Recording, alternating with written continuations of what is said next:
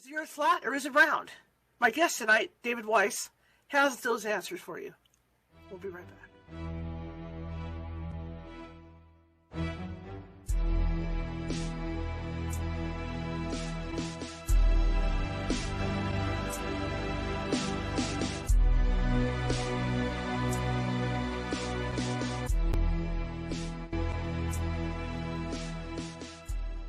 Grab your popcorn and snacks. Find a comfy spot, take a seat or lie down, and let me transport you to a place of fantasy, ghost stories, ancient legends, odd creatures, alien encounters, and other magical topics. You may even decide to join the conversation. From faraway lands to your own backyard, with a small dash of pixie dust. Turn out the lights and open your minds. The journey is about to begin. Hey guys, happy Monday. How's it going? Easter week, right? We're coming into another holiday, and spring has sprung. Still rainy here, but California. But I think this is going to be the last round of rain. I really do. Anyway, my name is Charlotte. I'm going to be your host for the next hour. I'm also the owner of the California Haunts. Hang on. I just dropped off. That didn't take long. I'm also the owner of the California Haunts Paranormal Investigation Team based out of Sacramento, California.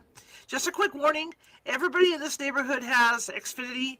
And there's a lot of news out there today, a lot of political news, and so everybody and their brother's home right now checking into their computer, so just an FYI.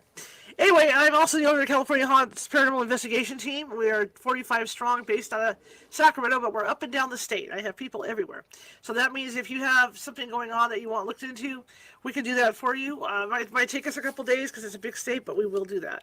Okay, that being said, if you're watching from Facebook tonight, and a lot of you are, you haven't done so already, you like what you see and hear, please be sure to hit that follow button. Same thing with YouTube. If you haven't subscribed yet, please be sure to hit that subscribe button.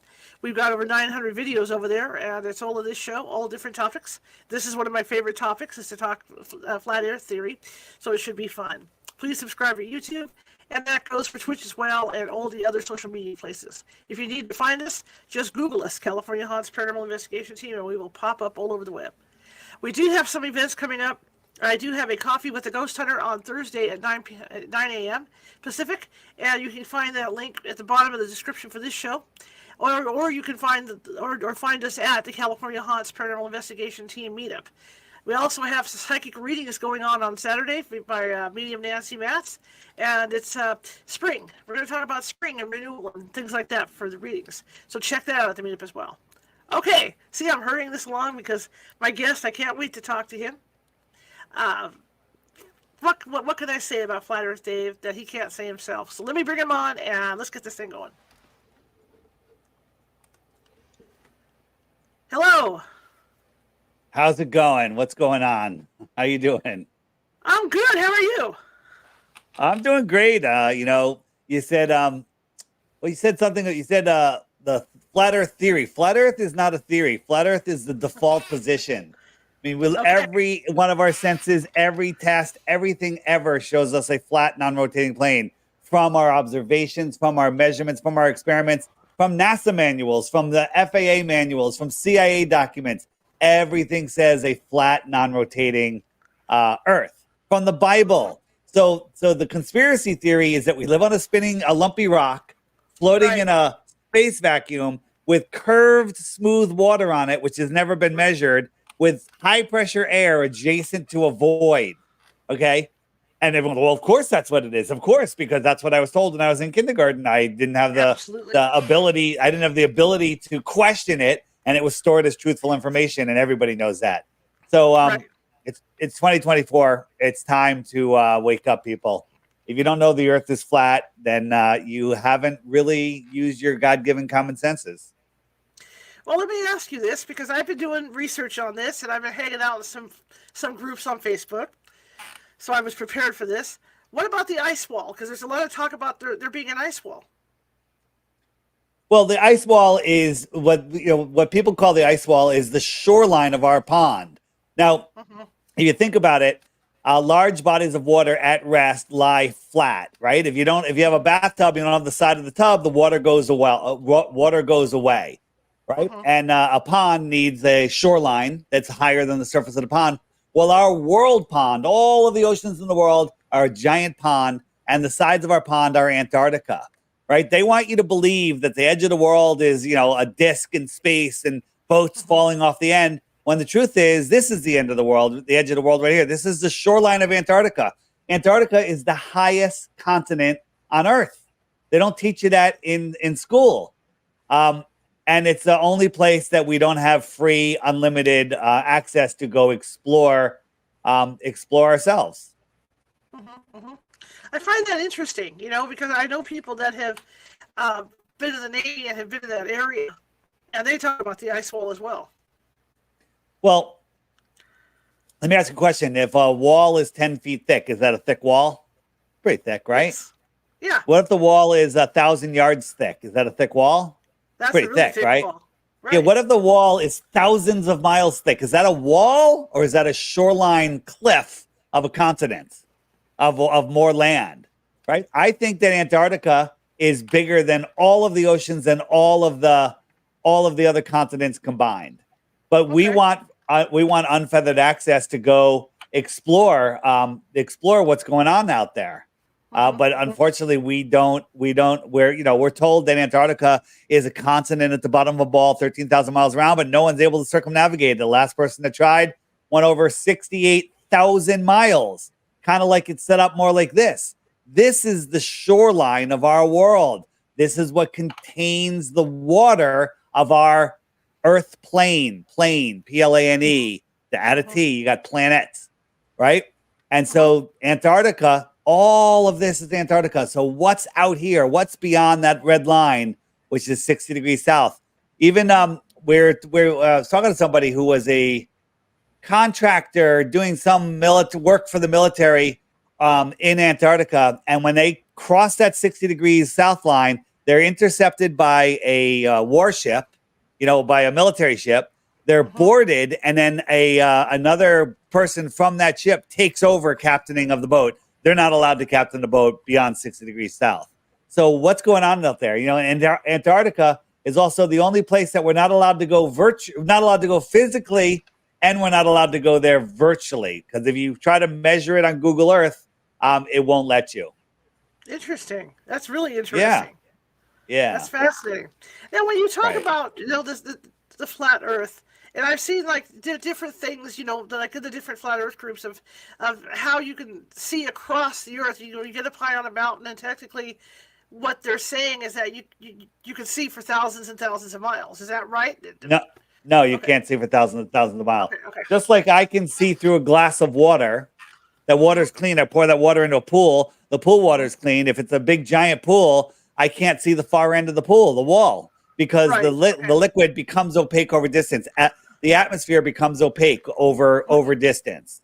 So you can't see very far at all, because even on the clearest of clear days, right? Let me just show you. This is where are we? This is in Malibu, looking over at Mount San Jacinto, and it's 123 miles away. And you can't see it. It's actually a blue sky. But if you put on an infrared lens, you can see it. You can see the whole mountain. And at that distance, there should be over 7,000 feet of curvature. This mountain, I believe, is just over 7,000 feet high. So we should just be able to see the tip of the mountain. But there's the whole mountain. Okay? But that's only 123 miles, right? That's only 123 miles. Here is a shot looking out across the ocean. These are people in Illusia, France, looking out towards Mount Canigou, 175 miles away, and you can't see it.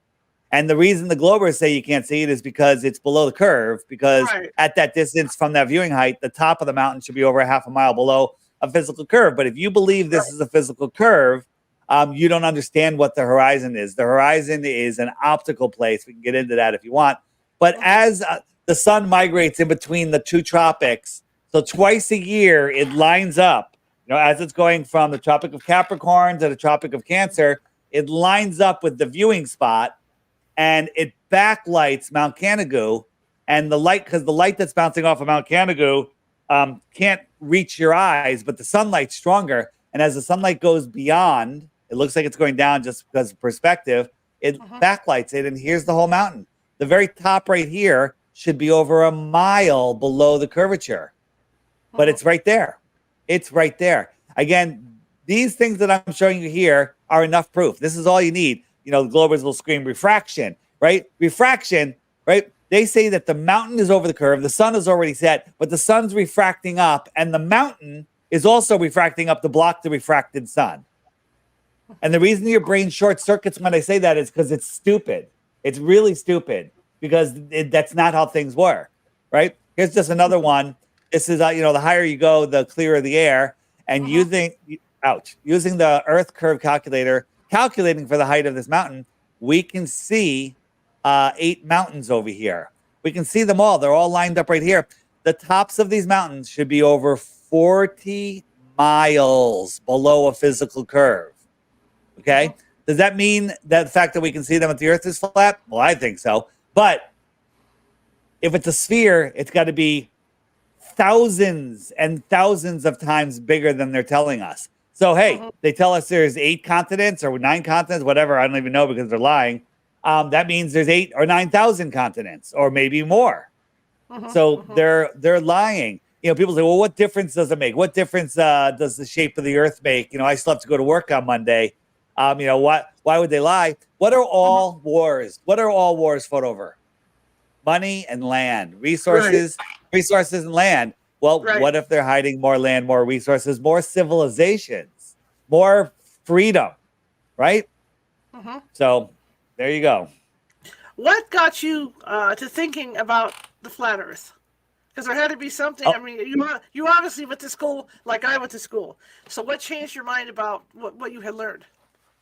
Well, you know, it's one of the first things we learn in school when you're in kindergarten. They literally give you a worksheet that shows you the orbits of the planet, of the sun and the moon and Mars, and you know, they show you worksheets like this and to make you laugh at the ball. And when you're a kid, you don't have discernment. You don't know how to. You think everything the teacher tells you is truth. So you know. I forget the Nazi that said it, that, you know, give me your kids until 7 years old and I'll own them for life, because everything they say to them is like talking to a hypnotized person, because they have no conscious filter. They have no ability to filter out information and store it as completely and totally ridiculously false.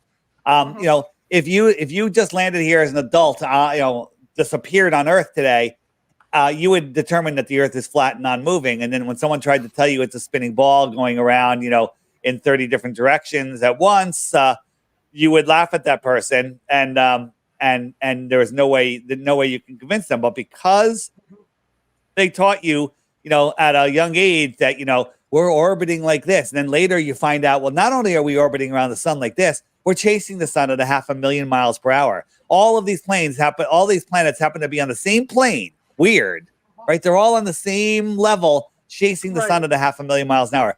Dumbest thing ever. So dumb that people just short circuit. They're like, well, I'm not smart enough to figure it out. No, you're smart enough to understand that it's too dumb to figure out. It's something that doesn't make any sense. The whole gravitational heliocentric model is complete and total BS. And when you finally, you know, came to this realization, what type of research did you do to prove this? Yeah. So what happened was I was looking into other conspiracies. I had a podcast called Deep Inside the Rabbit Hole. And people say, hey, Dave, have you looked into flat Earth? You know, and we always, you know, like people are like, hey, have you looked into this? Have you looked into that? You know, this is not real, 9/11, you know, the whole deal. And then I said, no, I'm not looking at that. That's too stupid. And I came up with the term banned for life. Like, if you want me to go waste my time and watch a flat Earth video, you're banned for life. You can never comment on our social media again. And I did that for months and months and months. And people just kept sending me stuff. It was becoming super annoying. So then one day, my friend Sophia Smallstorm, she's like, Dave, I think the Earth might be flat. And I couldn't believe that she said it also. A brilliant woman. And she said, here, watch these videos. And I said, okay, let me just watch these. That way I'll just find out what's wrong with them. I'll prove them wrong. And I will prove the Earth is a globe and not flat. And for 2 weeks, I tried and tried and tried and tried. And I could not do it. The more I looked, the more I realized that it was absolutely impossible to see what they were. You know, none of it made any sense. So one of the things that got me was was boats going over the horizon, right? And then being able to zoom them back in. So I bought a P900 at the time. It had just come out, a Nikon P900 super zoom camera. Went down to the beach. I happened to have a perfectly clear, dry, no humid day, and I was able to zoom in on a buoy over 10 miles away. And that buoy should have been over 60 feet of curvature. And I immediately thought, you know, the curvature formula must be wrong. And I went to some of the debunking sites, and they're like, "Well, no, you share the curve, you know, because you know you're here on the Earth, and the thing's over there, so it's half the drop. You know, it's not like you're on the top and down," which is stupid. But I was like, okay, there's only 30 feet of curvature. How come I could see a 10-foot buoy? And that was the beginning of my journey, right? And like right here in this picture, you don't see a boat out here, but we're just increasing the angular size. And as we increase the angular size of things, look, there's a boat right there. We're not zooming over a curve. We're just zooming in, bringing it back into our visual resolution. My finger, if it was a wave, it can't really hide that boat unless my finger was in the foreground, and then the whole boat disappears from the bottom up. It's not going over a curve. It's sitting right there. It's just out of the ability for your eye to resolve it.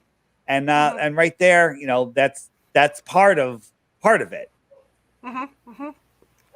I find this so fascinating. You know, like I said, I've been following flat earthers for a while. I used to be a globie. I'm a glober. I'm kind of on the edge now on this. So I just, that's why I wanted to talk to you about this stuff, because it's just, to me, it's you know, what you guys have come up with is fascinating. Let's talk about the horizon. So right here, I have a bunch of pencils on the floor, and they're all separated by the same amount. Okay, and I'm up high looking down at them. Right. Sure. And now I'm gonna bring the camera down, and it's a little hard to see, but we're gonna go down and watch what happens to the space in between. These are getting closer and closer and closer together, just because of my angle of view. And when I get all the way down, what you're gonna see is, I think there's about 25 pencils there. What you're gonna see is the distance between the first one, which is over here below the screen, and this one is probably equal to the rest of them combined, right? I mean, look at it. This is about halfway up the picture. So this space here, this space gets smaller and smaller and smaller and smaller, and to the point where you can't resolve it anymore. That becomes your horizon. That becomes your horizon. Now, yes, there's a giant bookcase beyond there, so you can see stuff above the horizon. But if there was nothing, if there was just, this was a Home Depot floor, at this distance right here, that would be my horizon. Like if I put another pencil on top of the pencil, the fifth pencil from the end, I wouldn't see the rest of the pencils or all the way across the entire Home Depot. They would be gone, right? And that becomes your visual horizon. And then a boat, for example, like a giant cruise ship, can disappear behind that. So the question often asked is, how could a 3-foot wave block a giant ship, a cruise ship, from a 6-foot tall person? And I'm going to show you. Right. So, and again, to be a glober, it's easy. Believe we live on a globe. You're done, because you don't have any proof. You don't have any proof. Right. So here we go. So I got a 3-foot wave here, and I got this guy 6 foot tall, and he's looking over the wave. Now, what's important right here is this tiny little space in between the far edge of the wave and where he can see the water. So this small space. Now, as I move this wave outwards, this space gets bigger because the angle is changing. See, this space between where he can see the water over the crescent of the wave gets bigger and bigger, right? So all of that space, right? So here we have a cruise ship. Now, this is an orthographic sideways view, and I can see the bottom of the cruise ship in the water. And the farther out it goes, even though it's getting smaller, I can still see it. I can still see where the cruise ship hits the water. So that doesn't explain it. But if we move a 3-foot wave way out there, I just moved it out there, it's tiny now, and I can't see it, okay? And if it's out to that point where those pencils all become indistinguishable from each other, then the cruise ship is just going to get smaller and smaller and smaller and not really go much farther away in my visual space, right? Remember the pens. If the let me just bring it back. If the cruise ship was right here, right? So from here to here is the same as from this yellow pencil 10 pencils farther. It's like it all becomes a literally an optical horizon. So the ship will just get smaller and smaller and smaller and disappear. You can lose an entire city behind a 3-foot wave. The thing is, though, ocean swells and waves, they're actually bigger than that. And whenever you see a video from the anti-flat earthers about, oh, look at this big ship going away, look how windy and wavy it is. You wouldn't even be on a boat that day. There's 6, 10, 12-foot waves out there. And of course they're going to block your view. Of course they're going to block your view. Yeah, so look at this. You don't see any boats out here, but as we zoom in, all of a sudden you can see these boats. And now there's some nice swells out there. Not a lot of waves, but look at this boat. Is it behind the horizon or is it just behind a swell? Look, up. Oh, look, there it's visible and you can see the water beyond it. Look at this boat, right? They're just going, this is your optical horizon and the boats are just on the other side of it, right? Say this boat isn't below the curve of the earth. It's just below a wave that your view over that wave can't resolve the boat because the boat's getting smaller and smaller. Watch this boat. Watch this guy totally go down, right? He's not sinking. He's not below the horizon. This is just an optical horizon. The horizon is an optical point of view. And once you understand that line you see out there is not the curve of the earth, then you can start wrapping it wrapping it all together. Fascinating. Absolutely fascinating. Yeah. Is there any place that you can go, on Earth where you could get, like I mentioned earlier, to get up on top of a mountain and actually see this flatness? You can see the flatness from an airplane. You can see the flatness from, we send balloons up to 127,000 feet, higher than any mountain, and it's completely flat. I don't know what's going on with my screen here, but it's totally flat. But and that, I believe that's about the highest we can get is 120,000 feet. No one seems to be able to get any higher. Now, I'm going to play devil's advocate here. What about the stuff that's being beamed down from, say, the ISIS station? The International Space Station. Yeah, International Space Station. Yeah, tell me about that. Yeah. So again, NASA is if you catch them faking stuff on the ISS just once, then you can't trust them. If you catch them twice, you can never trust them, right? And if you catch them doing it again and again and again and again, then something's going on. NASA does all of their training in a pool. They have a giant pool with a full ISS in it, and oftentimes on their spacewalks, we see bubbles floating around, kind of like they're in a pool and they're filming and they're using a green screen. And this was a documentary that was going on, and we saw the green screen on one of their screens. Right? Why would they have a training pool with a green screen? Right? And when you look, this is stuff they show us from space, and this is could all be filmed right there in the National Buoyancy Lab. Okay. I'll show you a few screw ups on the ISS, and then you'll realize that hey, they're faking that. Why? Watch, where'd that guy come from? They're using layers. They're in green screen rooms, right? Where did he come from? Right? Where did he come from? And then this guy fades in, fades out. Well, what's going on there? Looks like a little camera trickery to me. Here is a spacewalk, and watch this. So first, the Earth is looking pretty flat, right, from the space station, right? And then look at this strap. Look what's going on right here. It's going in and out of a layer. It's going in and out of a layer. Watch right there. What's going on there?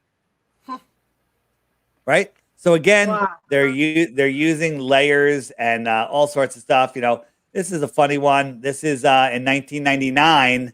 They all had Christmas hats on there. Cool, funny, good use of our tax dollars. And then in 2023, all of their hats are up because they're in zero gravity, right? Did they forget about the zero gravity in 1999? Right? But you can make an excuse. You can make an excuse for that because you could say, oh, well, they pulled them down, just to look, so they all look the same, right? You could say everything. Here's a question for you. You ever play with, a vacuum chamber? When you put anything in a vacuum chamber, it explodes. How come this guy in his snowboarding suit doesn't explode? This balloon is trying to explode because I put a little air in it that's higher pressure than the outside air. But this guy's got high pressure in a vacuum. He should explode.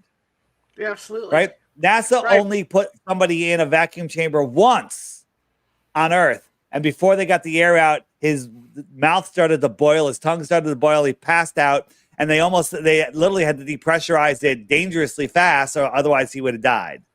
Right? So, it's crazy. And, on the space station, they had a little glitch with the layers, and everything that was blue turned orange and orange turned blue. It just switched around, and we caught it. Like, what are they doing? What's going on there? Why are they messing around with layers like that? Here's Kamala Harris. Oh my God, the vice president talking to the people on the space station. So cool. And then they always have to do something to make sure that you're like, oh, look, that's cool, that wire. He has to keep pushing it down. But they had a little CGI problem with the wire, and it goes right through his hand and wrist. I'll zoom in. Ready? Watch it. Come up. Right through his hand. Whoop, right through his wrist. Okay?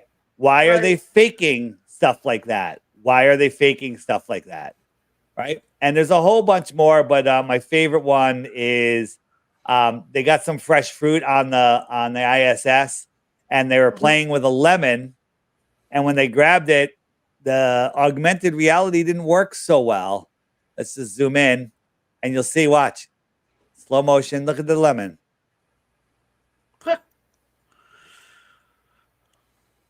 Right, that watch isn't even on the person's hand. Everything, it's all augmented reality. It's all, and a lot of this stuff is consumer level that you can get now. It's amazing. It's amazing. So I can go on for an hour showing you fraud after fraud after fraud. But since I showed you that, then everything that comes from the International Space Station, or the International Fake Station, as I call it, is complete and total garbage. Garbage. Okay. Understood. Yeah, that is crazy. I do video work, I can tell you. Yeah. Yep. Yeah. I can tell you. They can do a lot of good things with video. Yeah, they do. It's all fake. Without that. I wanted to ask you, speaking of space, I had done some research also, that about the rockets, as they take off through the atmosphere, that I heard somewhere that there is a barrier up before they can get out of the atmosphere. Well, we don't know what's up there, and all the NASA rockets, whenever they actually launch something, most of the times they don't. It's fake. It's just a helium balloon, and it doesn't get up very high, and then they just show us a cartoon. But there was the Go Fast rocket, which was a private rocket. I think Red Bull sponsored it, and it went straight up, and it had an uninterrupted view, and it had a sideways camera and a downward camera. It was spinning rapidly, but NASA, SpaceX, all of those, every time there's a launch, it's edit, 7 edits before it clears the tower. But this thing went kerplunk. It went into something thick, like a plasma, not like water. Like if it hit water, it would have been brutally, right? And then it was floating kind of weird, and it was up. They said 72 miles. Maybe it is. Maybe it's that high. But the interesting thing was we could see the moon, right? Earth is looking flat. We could see the moon. Why is that interesting? Because that was shot up in Arizona around noon. So it's over here. Here's the sun, 11 a.m. Central, right? 10 a.m. Eastern, right? And the moon was all the way over in Australia. So if this is the Earth, and Arizona is on the top of the Earth, and that rocket is a millimeter. 72 miles is nothing. It's a half a millimeter above this ball, and the moon was below the ball. How did they see the moon? Yep, that's the video I see. Yeah. And all of the stuff I'm showing you now can be found on my app. It's the Flat Earth, Sun, Moon, and Zodiac Clock app. It's going to be available on Mac, hopefully this week, and then it'll be on PC after that. But it's available on all smartphones, Android and Apple, and iPads and tablets. And if you want to like find any videos, anything, they're all there in the frequently asked questions. Oh, I'm not even showing it to you. The frequently asked questions section, which is kind of amazing. And if I click that and you go to, where's the rocket? Do I have rocket launches on there? Gotta load for the first time here. Are all pilots and scientists in on it, stars, International Space Station, all the videos I'm showing you and so many more are in there. That's a great section. All kinds of stuff. But I was trying to show you on the more resources page, which is the web button. You click that, and I think you go to the bottom, and here's the full uncut video. It's getting harder and harder to find of the Go Fast rocket, along with all sorts of other resources. Moon mission nonsense. Watch these, and you'll know we didn't go to the moon, and so much more. Faking space with blimps, right? Okay, Balloon rockets. This is a very this one will make you cry because you're going to lose all of your space fantasies. And then all sorts of other information on here that YouTube happens to be hiding it all from you. So there you go. Why do you think that, we've all been raised to believe that we're literally floating in space on this globe? Why do you think they do that? Well, there's a very good reason. They've programmed us to believe in the ball, and when you try to take a ball away from a baby's not going to be very happy about it. But then transfer that into an adult that has their entire life based around that belief, and they don't want to let go of the ball either. The reason they tell us we live on a ball is because it separates us from who we truly are. It separates us from the Creator. It makes us believe that there's very limited. The world is very limited. When it limits our thoughts, it keeps us in fear. They have us believing in nonsense and ignoring, starvation. When NASA makes more money, the space industry worldwide makes more money than all of the film, music, gaming, and professional sports added together. Right now, the space agencies are a bigger money laundering operation than that, and literally they just make fun of us. They're laughing at us. It's unreal, And CIA Director William Colby testified that the American mainstream television, newspapers, and magazines that they control. Yeah, the CIA is involved in all news media, so they totally are controlling the news. And they just want us not paying attention, not understanding who we are. And this is an energetic spiritual war. And people just don't believe that's even a thing. That's how they get away with it. So they use us for our fear energy. When the truth is, we're born in God's world, in nature, as inheritors of this realm. And they created a fake realm. They can't change nature, but they can try to pervert it. So they perverted it by creating the satanic ball. And if you play on their ball field, you have to play by their rules.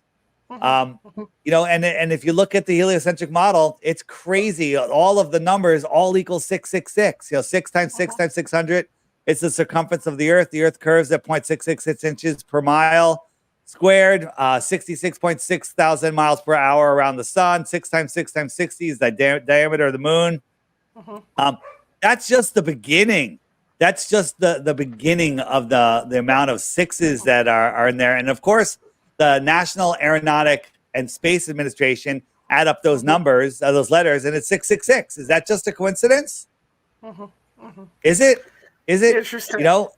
Yeah, somebody freeze frame this and read all of these sixes in there. There's just too many. It's crazy how they put their calling card on all of their nonsense. But if you fall for their nonsense, then that's on you. We're here. Right. You have God-given discernment. People go, well, what difference does it make? I have to go to work on Monday. You know what? What if you realize that they're hiding free energy? What does that mean? What if you didn't have to pay for fuel for your car, air conditioning, or heat for your home? And you could have as much of it as you wanted, and it was good for the earth. Imagine if you had that ability. Maybe you'd become an entrepreneur and you'd create something amazing. Maybe you'd start gardening and doing all sorts of things you wouldn't have to go work for the corporations, but they want you working in their meaningless jobs and doing, their bidding, and living in this satanic system. So, what difference does it make? I still have to go to work on Monday. What difference does it make? It makes all the difference in the world.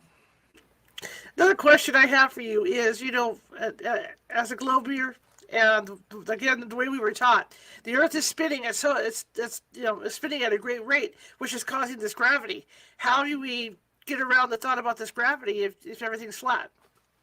Well, gravity, that's actually wrong. The Earth is spinning. It's trying to throw you off. The centrifugal force is trying to throw you off, but gravity is trying to hold you on.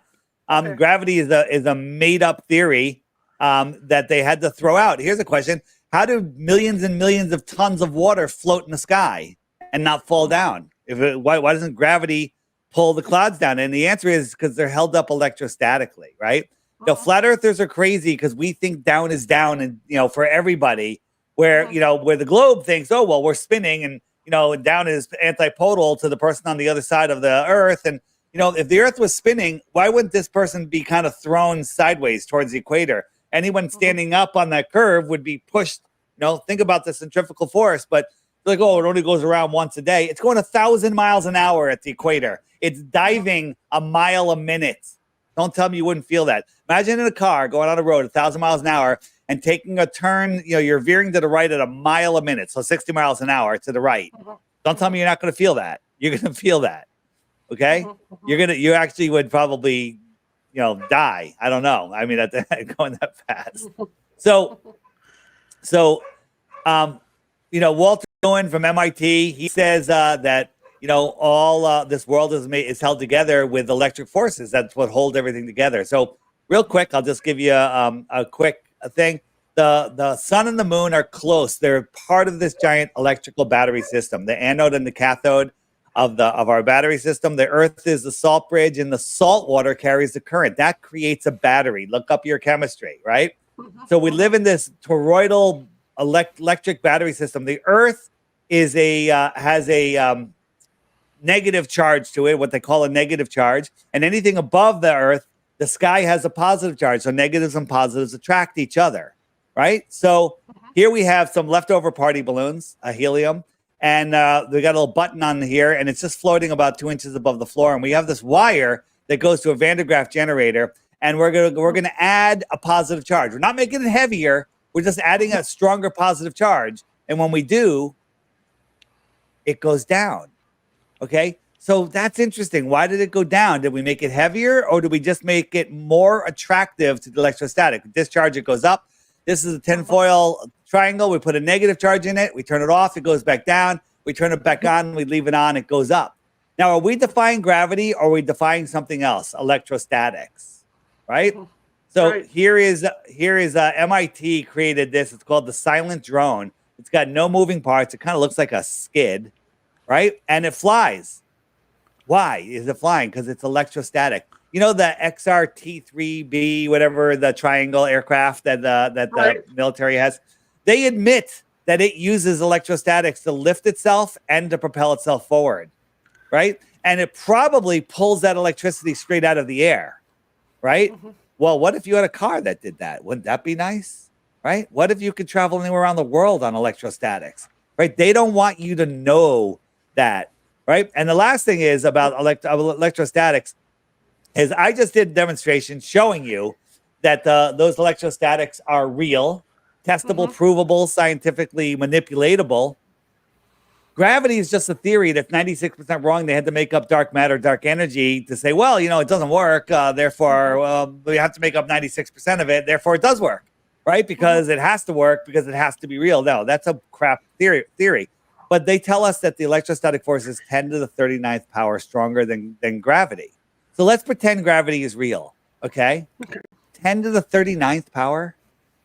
10 to 30. So if you were holding a 2-pound weight out, and I'm gravity, and I'm pulling it down at 2 pounds of pressure. Okay, I'm gravity. I'm just tugging on your arm. I'm giving you 2 pounds of pressure. Right, you can hold it up, not too bad. But if I'm the electrostatic force, I'm pulling it down 10 to the 36th power stronger. What if I was pulling it down 1 trillion times harder? 1 trillion. can't even fathom what a trillion is. That's only 18 zeros. I got 18 more zeros to add on to that, right? So how can anyone claim gravity has any force at all when we can prove, and they say the electrostatic force is 10 to the 36 power? The reason they tell us is because people are just like, oh, that's too many zeros for me to calculate what that means. People have no idea what a trillion is, right? I don't know how much stuff you've been listening to mine, but do you know how long a trillion seconds is? A long time, yeah. Absolutely. Do you know how long? No, I don't, but I know it's long. It's 31,000 years. Wow. Yeah. So times that times 1,000, right? 31,000 years times 1,000, and then take that number times it times 1,000 again. That's only 18 zeros.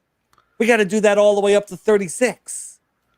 And it's that much stronger than gravity. I'm sorry, gravity is no contest. Gravity is non-existent. Gravity is a made-up theory, and electrostatics are what hold this world together. That's why during lightning storms, things fall at different rates. They've been measured to fall at different rates. When lightning strikes the ground, sometimes the person standing there will go flying in the air. Why? Did it change gravity, or did it turn the ground positive for a split second?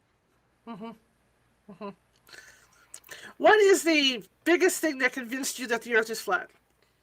Well, first it was, boats over the horizon. Then it was, just understanding how the sun sets, and and I did a famous video called "The Sun Fade Out," where I found that on super clear days, I could film the sun with my drone when it's super dry, and it would see the sun fade out before it would go away.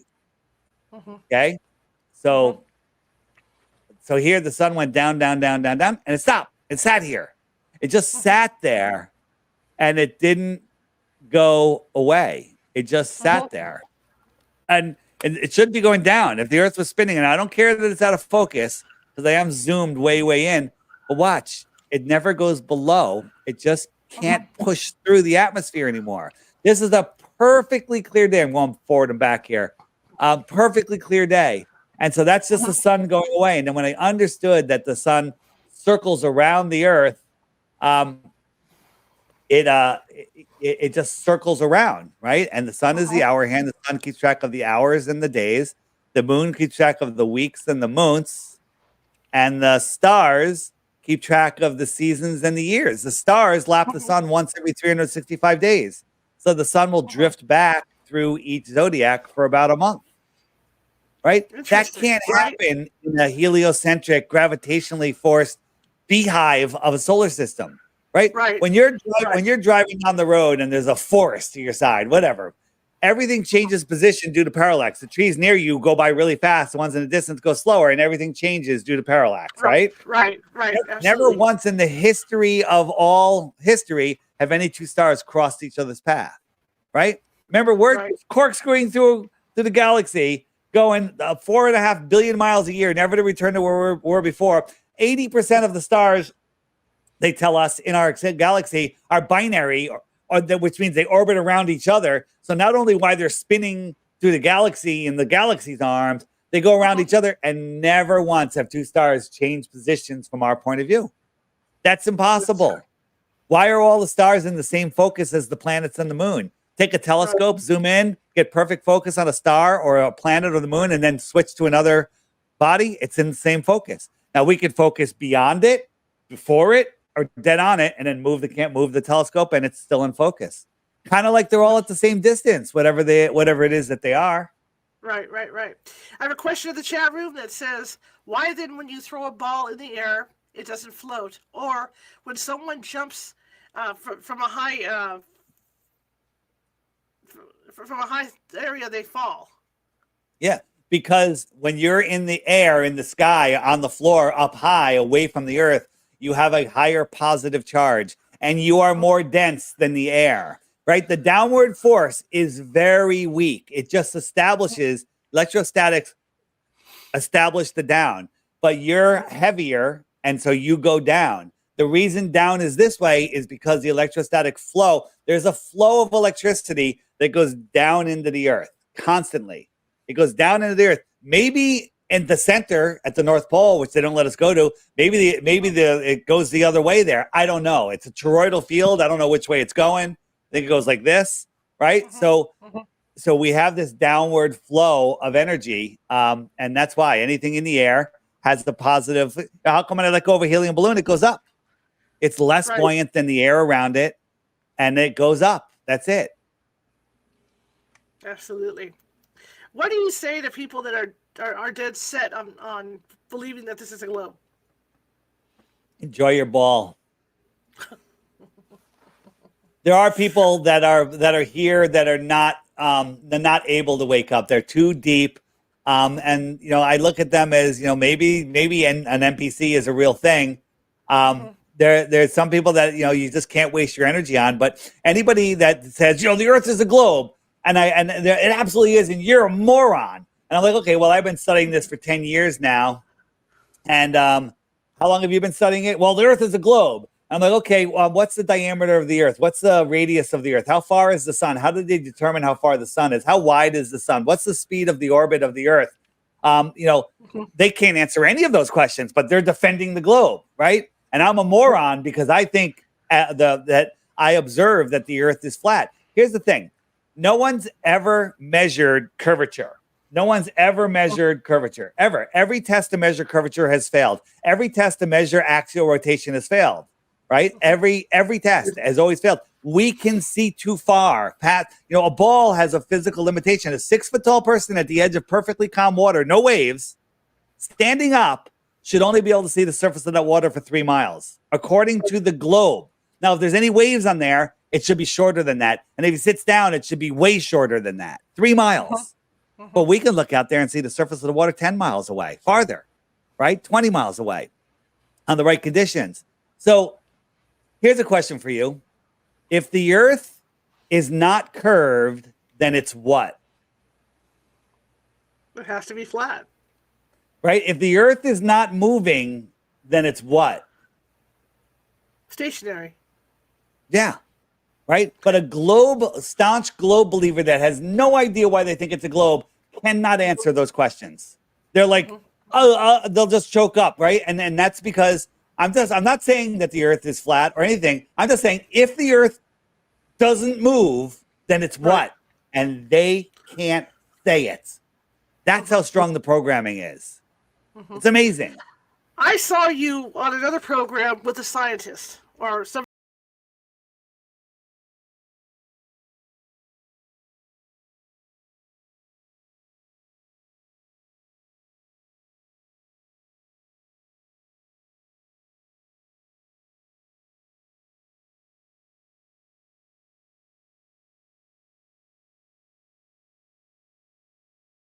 More resources page. There's a debunking the debunkers.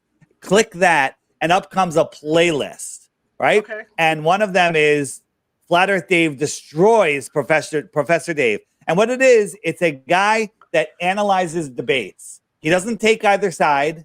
He just analyzes them for logic and fallacies. And then he keeps score, and it's hilarious. It's hilarious. Dave broke the record for ad homs and fallacies and did not even understand, the simple things that I was saying. I was naive going into that. I thought the guy, hey, he wants to know the truth. He doesn't. He wants YouTube views because he gets pushed. His videos get 100,000. That video has 4.5 million views on it, and it's for weak-minded people. Like people can watch that. A lot of people watch it that globe earthers, and they email me and they go, hey, Flat Earth is stupid, but why did that professor act that way? And so now they've emailed me, so now I have direct contact. And I say, well, he's not a professor. He's a failed musician and a dropout. And I said, here, watch these videos that they would never have seen if they hadn't emailed me, right? And so a couple days later, they'll watch a couple of videos. And that's also on this page. If you go down to this right here, full-length videos, I give them that list. I say, just watch the first 3 videos on that. And then a couple days later, they email me back. They're like, holy crap, this is real? They're like, their minds are blown because they just assumed that Flat Earth was the dumbest thing ever, like I did, like we all did, right? Right. So the thing is, YouTube does a great job hiding all of this stuff from the average, someone looking for flat Earth. If you Google flat Earth, you might as well just say be a glober for life, because you're going to get nonsense, right? They even hide it from your own YouTube history. You search, you watch a whole bunch of real flat Earth videos from my channel, from Jeranism, from Globebusters, from Taboo Conspiracy, whatever, and they're in your history. Search your history for flat Earth that they're all tagged with, and none of them will show up, but the propaganda videos will show up. Right? Well, that should wake you up right there. The government doesn't want you to see our videos, and they're faking that you've watched propaganda videos just so you'll watch them again. It's amazing. I was just watching a great video from Robot Polisher is the name of the channel. And what comes up after it is another NASA push nonsense scientist that is lying to us. And here's the other thing. If the Earth was a globe, why would they have to lie? We did an experiment down at Salton Sea, and they had a helicopter down there, and Nat Geo is down there, and they lied twice. They made the helicopter go behind the curve, which wasn't there, and they edited it in, and we caught the edit. We showed where the same birds flew by in two different scenes, and the waves were the same. Literally, they lied. They faked it. Stephen Hawking's faked it, right? Then they had regular people helping, and there's one girl, she's like, I'm not a scientist. But then we found another show that she's in where she goes, I am a scientist. So again, another lie. And then they did an optical illusion with a flag. And again, that's in the Debunking the Debunker section on the app. Or you can use the video search and search Nat Geo. It'll come right up. And they did an optical illusion, and with a laser and these stripes going into the water. And they were it's so stupid. I mean, they shot a laser at the boat, and they said, okay, it's at knee height, right? And then the boat went out, and then they shot the laser again. It was up high. Well, who leveled the laser? You move a laser a fraction of a millimeter, and it's going to be 30 feet higher in the, a couple miles away, right? They didn't. It's just like the stuff they do is so stupid. Again, it's for weak minds, and for them, they've got the advantage because anyone that's gone through school, especially higher education, has a weak mind because they memorize and regurgitate. If you did really well in school, you have a weak mind because you are a memorizer and regurgitator. Right? I think if you go into video search and you just search Nat Geo, let's see if it comes up. Nat Geo. If not, it's on the Debunking the Debunkers. Oh, there it is. Boom. Nat Geo, this video right here. So on the app, the Flat Earth Sun, Moon, and Zodiac Clock app that you can find at flatearthdave.com. It's $3, one-time charge. There is a subscription for like 5 higher function features from video calling to people and all sorts of stuff. That's $11 a year, or you can just recommend the app, get referral points, and get it for free. But it's only $3. So there you go. You just talked about the not professor guy. How frustrated do you get with people? Because I know there's people out there that I see it on Facebook and the Flat Earth groups I've in. How frustrating it could be for flat earthers to have to deal with people that still believe the Earth's round. Well, there's a couple different types of people. There's lazy people that have never looked and just assume, and that are willing to look, and then maybe they'll come around. And there's other people that are just not willing to look, and then there's deceivers. There's people that just want to be right. See, flat earthers, we don't want to be right. We want to know the truth, and the truth will set you free. And that is the case. So, we look for listen, I don't believe the Earth is flat. I know it's flat. Right now, is there a dome? I believe there's a dome. I believe there's a bigger dome than most people believe, right? Some people believe there's no dome. Some people believe the sky's flat. Okay, but we all know one thing for sure. The Earth ain't a globe in a scientifically impossible space vacuum. There's not burning balls of gas called stars burning in a vacuum, trillions and trillions and trillions and trillions of quadrillions of miles away. I mean, the distances they give you make your brain just short circuit. So, all of that we know. Flat earthers know that we don't know everything. Globers think they know everything, and they don't know anything at all. Absolutely. Yeah. When you say we're in a dome, can you describe that for everybody? Well, again, we don't know what's above us, and we don't need to speculate to we don't need to speculate to prove the Earth is flat. We can do that 100 times over, but I don't mind speculating. So I think that the Earth, we kind of live in a pond, and there's a dome going over the pond. Now you can look at that biblically. You know, the Bible says that we live in a dome. You know, that there's a firmament above us. God separated the waters from the waters and created a firmament. Right? There's no water shortage. Just more what everything is 99.999% water. Water above, water below. We're just on this plane in between, in this bubble. I think that's where we live. Okay. Well, I can tell you, you know, I'm a backyard astronomer. Love to go up to the hills. Yeah. Love to lay down on my back and look up. And I'm laying there one night, and it occurred to me. It reminded me of being in a snow globe. You know, just to see how that... but here's the thing. If let's say you just arrived here into existence out of nowhere, you know, and you're here and you got your telescope and you're in the backyard and you're looking, can you tell if those lights are small and close or big and far? You can't. No. There's no way to tell. Now we could. You know what's interesting? You can take your telescope. I can take my super zoom camera and I can zoom in on New York City from where I am down Long Island Sound. I'm about 30 miles away. And the detail I can get on the buildings is okay, right? But then I can zoom in on the moon. I can get much greater detail. Does that mean the moon's less than 30 miles away? In my book, it does, right? And I think that the moon is, you know, I think the moon and the sun are more supernatural and aren't even actually in a real position. They're in a position based on the observer. The observer sees them in a unique position that is appearing in their personal atmospheric dome. That's a much deeper conversation. On the app in the homeschool section, there's a part called Schooling the Globers. If you want to get deep into some topics, Austin Whitsitt has some great stuff in there. Absolutely. Dave, it's always fun to have you on. All right, time's up. That was a fast hour. It's always a blast to have you on. Thank you. All right, FlatEarthDave.com. Anybody that wants me on a show, you can book me there. Find the app there, spread the word, FlatEarthDave.com. See you guys. All right, sir. See you guys. All right, bye-bye. Bye, Dave. All right, yeah, it's always fun to have him on. And yeah, my opinion, you know, has changed a little bit over the years. You know, the last time, and Bill pointed this out. Bill, I see you in there, Bill.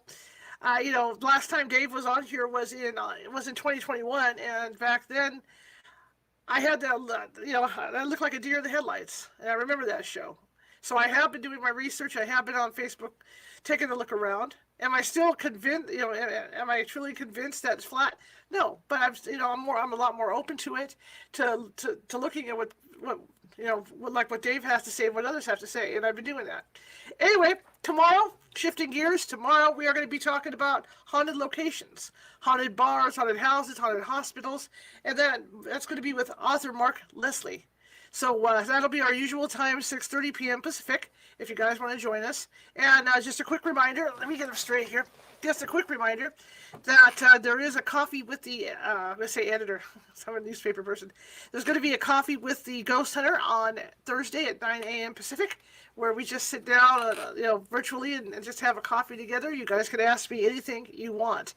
Could be about flat Earth, could be any topic, and I'll try to answer to the best of my knowledge. Okay, Saturday at 2 p.m. Pacific, Nancy Matz is going to be doing spring readings. Spring is a time of reinvention, and maybe you have a question about what's coming up in the future, or maybe you want to make a change in your life. This is a good chance to ask Nancy and see what Nancy thinks is going to happen. Okay? All right, well, that being said, I'm out of here for the day. And I want to thank Dave for coming on again. It's always fun to have him on, and you always end up learning something. I mean, that's what this show's about, is to be educated and to learn. So I think we all got educated pretty well today. So I want to thank you all for coming tonight. And if you like the show, share it with 5 people. If you hated the show, share it with 5 of your enemies, because we're equal opportunity here, California Haunts Radio.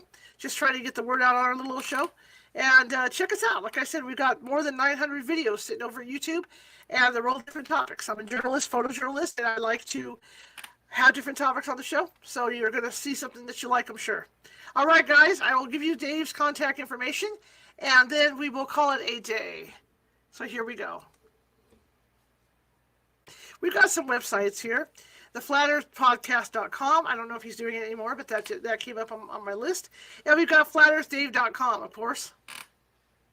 And then he does have a video on, if you can find it. It's called The Next Level. All right, guys, I will see you tomorrow. Usual time, 6:30 p.m. Pacific, with author Mark Leslie, and we're going to be talking about haunted hotspots. Bye.